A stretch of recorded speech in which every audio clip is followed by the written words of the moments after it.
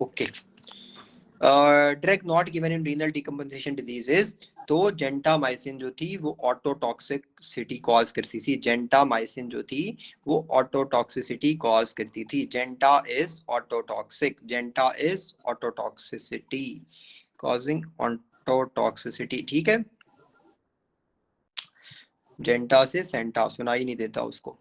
अच्छा, a patient having earache, fever and discharge from ear, organism that produce fluorescent pigment. तो fluorescent pigment, all that glitters is not gold. Pseudomonas. Local lymphatic obstruction caused by combination of which two? Infection and neoplasma.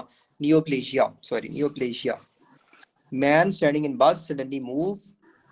एक second जी, एक minute रुक जाते हैं। Man standing in bus suddenly move, man does not fall, how balance is maintained। ठीक है, तो balance कैसे maintain होता है जब बस में बैठे होते हो? तो मैंने कहा था बस से ही आपने याद रख लेना है। बस का मतलब क्या है? बी फॉर बस, you for utricle, S for सीधा, सीधा मतलब लीनियर। ठीक है, तो लीनियर एक्सेलरेशन में, लीनियर एक्सेलरेशन, ये बस जा रही है तो ये लीनियर एक्सेलरेशन है, तो उसमें बेसिकली क्या इन्वॉल्व होगा? यूट्रिकल इन्वॉल्व होगा बस में बैठे हुए। ठीक है, और सैक लाइक जो है ना वो लिफ्ट होती है तो उसमें सेक्यूल होगा। सैक लाइक लिफ्ट होती है तो उसमें सेक्यूल होगा। जो वर्टिकल एक्सेलरेशन होती है ना, जो वर्टिकल एक्सेलरेशन होती है, ये लिफ्ट आ जा रही है तो ये वर्टिकल एक्सेलरेशन है। ये थी लीनियर एक्सेलरेशन बस वाली। ठीक है, तो बस से सीधी जा रही है तो उसमें यूट्रिकल था, और सैक लाइक सेक्यूल होता है तो सेक्यूल जो है वो इसमें होगा। और डेफिनेटली सेमी सर्कुलर कनाल जो घूमने वाले में होंगे तो एंगुलर एक्सेलरेशन में सेमी सर्कुलर कनाल होगा। पैरासीटामोल पॉइजनिंग जो होती है उसमें एसिटाइल सिस्टीन देते हैं, एसिटाइल सिस्टीन इन एसिटा। पैरासीटामोल पॉइजनिंग में एसिटाइल सिस्टीन देते हैं। और अगर एक बंदे को जीआई प्रॉब्लम्स थे और उसको हमने पेन रिलीफ करनी है और स्वेलिंग कम करनी है, तो उसके लिए हम एसिटामिनोफेन देते थे 1000 mg TDS सुबह दोपहर शाम। ठीक है, एसिटामिनोफेन देते थे 1000 mg TDS। Patient has developed, बिल्कुल ठीक है, बिल्कुल ठीक है, 1000 mg। Patient has developed multinodular goitre due to fluctuating TSH in obstructive lung disease which of the following decrease. तो ऑब्स्ट्रक्टिव लंग डिजीज में डिक्रीज क्या करेगा? FEV1, FEV1 most abundant cells in grey matter. तो इसको हमने simple किया था, grey matter में जो सेल्स होते हैं आपने वो PG से याद रख लेना है कि जो व्हाइट में ग्लायल सेल्यूलोसाइट्स होते हैं जी, वो जीपी निमोनिक था। W for white matter, white matter पे जो सेल्स होते हैं, जो ग्लायल सेल्स होते हैं वो ओलिगोडेंड्रोसाइट्स होते हैं। और जी फॉर ग्रे मैटर, जो ग्रे मैटर के अंदर होते हैं वो प्रोटोप्लाज्मिक एस्ट्रोसाइट्स होते हैं। अच्छा, उसके बाद अगर वो पूछे कि व्हाइट मैटर में जो एस्ट्रोसाइट्स होते हैं वो कौन से होते हैं, तो वो फाइब्रस एस्ट्रोसाइट्स होते हैं। बस इतना ही याद रखो।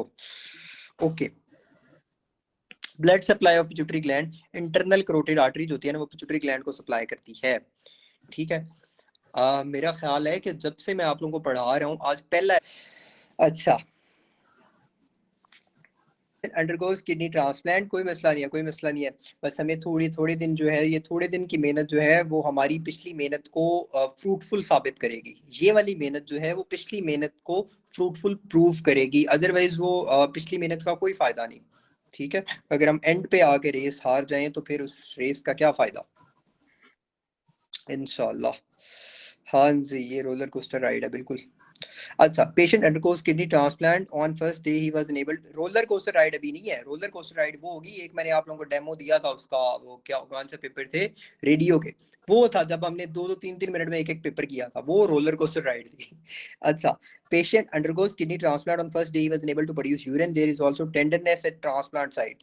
ठीक है, तो जब किडनी ट्रांसप्लांट के बाद टेंडरनेस हो तो वो बेसिकली ट्रांसप्लांट साइट पे हमेशा कोई ना कोई थ्रोम्बस होगा, कोई ना कोई थ्रोम्बस पड़ा होगा, thrombus at the site of transplant.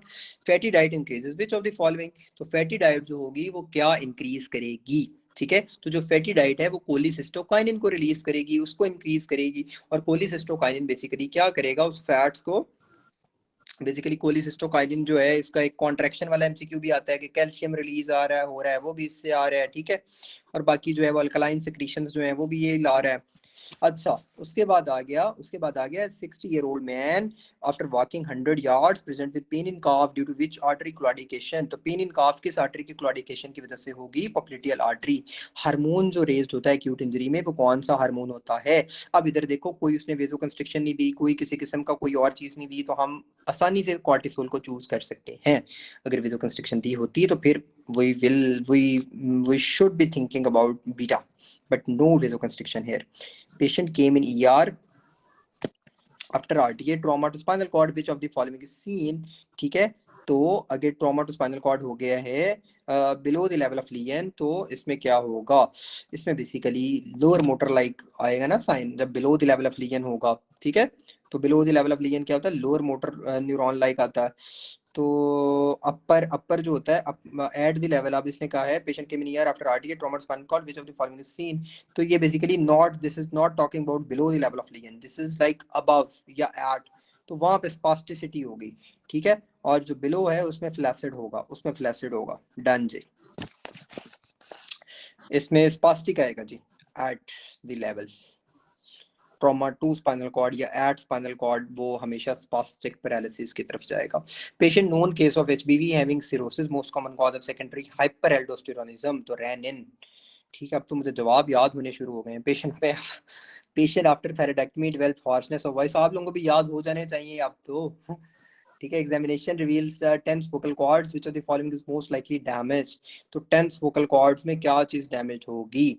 ठीक है, तो टेंस वोकल कॉर्ड्स में वोकैलिस डैमेज होगा। और वोकैलिस क्या होता है? वोकैलिस जो है इट्स जस्ट लाइक के थायरोएरेटिनॉइड जो होता है ना, उसकी ही मॉडिफिकेशन होती है vocalis. Vocalis is nothing but a modification of thyroarytenoid. ठीक है, तो इसने क्या लिखा है? Tense vocal cord mean cricothyroid which is tensor of vocal cord which is normal in function, and vocalis which is normally relaxer of vocal cord is damaged due to which function of cricothyroid is enhanced which is tensor of vocal cord. Right जी, समझ आ गया हमें कि इसका मतलब क्रिकोथोराइड जो tensor था उसका फंक्शन बहुत ज्यादा इनहेंस हो गया है क्रिकोथोराइड का। और क्रिकोथोराइड ही वाहिद वो मसल है जिसकी नर्व सप्लाई डिफरेंट है।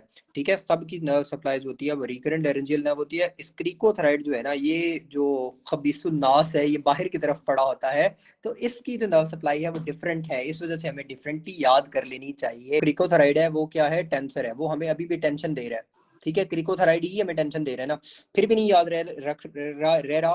तो दो कार्टिलेजेस सबसे बड़ी हैं, एक क्रिकोइड कार्टिलेज और एक थायराइड कार्टिलेज। तो ये जो क्रिकोथायराइड वाला मसल है ना, जो बड़ी कार्टिलेजेस के साथ होता है, इसको एक्सटर्नल लेरेंजियल नर्व सप्लाई करेगी। ठीक है, और ये जो होगा ये बड़ा है ना, तो इसलिए ये ज्यादा टेंशन क्रिएट करेगा, ये टेंसर ऑफ वोकल कॉर्ड है। ठीक है, और अगर अगर अगर वोकैलिस डैमेज होगा, जो रिलैक्सर है, वोकैलिस छोटा सा मसल है, वो रिलैक्स करता है, वो छोटी जो चीज हमें याद करनी भी आसान होती है वो रिलैक्स रखती है। वोकैलिस जो है वो रिलैक्सर है वोकल कॉर्ड का।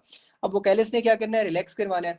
लेकिन जब वोकैलिस डैमेज होगा तो रिलैक्सेशन तो हो ही नहीं सकती। अब देखो फिर क्या होगा कि ये और ज्यादा जो है वो शोखा हो जाएगा। क्रिकोथोराइड जो है, इसका काम जो है वो और ज्यादा एनहांस हो जाएगा, ये ज्यादा ज्यादा टेंस करना शुरू हो जाएगा। तो examination reveals tense vocal cords. ठीक है, तो वो किस डैमेज किसकी वजह से हुए? वोकैलिस के डैमेज की वजह से। लेकिन अगर वो पूछता कि टेंस वोकल कॉर्ड्स में कौन सा मसल इन्वॉल्व है, जस्ट इतनी सी स्टेम चेंज कर देता, तो टेंशन जो होती है वो क्रिएट करने वाला मसल क्रिकोथोराइड है। ठीक है, लेकिन वोकैलिस अगर डैमेज होगा तो cricothyroid. Patient on anti hypertensive having increase urine output due to what? तो ये हार्ट वाली चीज है, तो उसमें भी यूरिन आउटपुट इंक्रीज हो गया, तो उसमें भी हाइड्रोस्टैटिक प्रेशर इंक्रीज होगा, जीएफआर। अच्छा, 20-year-old boy with rheumatic valvular heart disease has been running a low-grade fever for the last 2 weeks. In addition to a pan-systolic murmur, he is having splenomegaly and clubbing. The treatment should be। ठीक है, तो इसमें आपने जी pan-systolic murmur यानी वो mitral regurg वगैरह। ठीक है, और इसमें जनाब आपने ट्रीटमेंट क्या देना है? तो इसमें आप इंजेक्शन पेंसिलिन देंगे और साथ जेंटामाइसिन, पेंसिलिन और जेंटामाइसिन देंगे।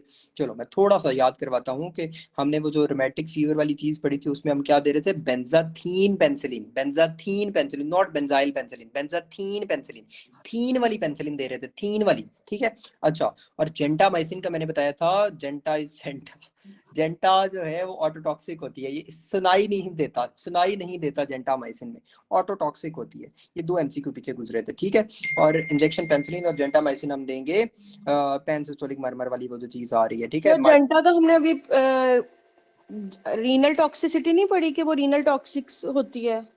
हाँ तो वही ना, रीनल टॉक्सिसिटी नहीं, रीनल टॉक्सिसिटी, ऑटोटॉक्सिटी पड़ी है, ऑटोटॉक्सिसिटी ठीक है। रीनल डीकम्पनसेशन में नहीं देनी है, ये रीनल पढ़ा।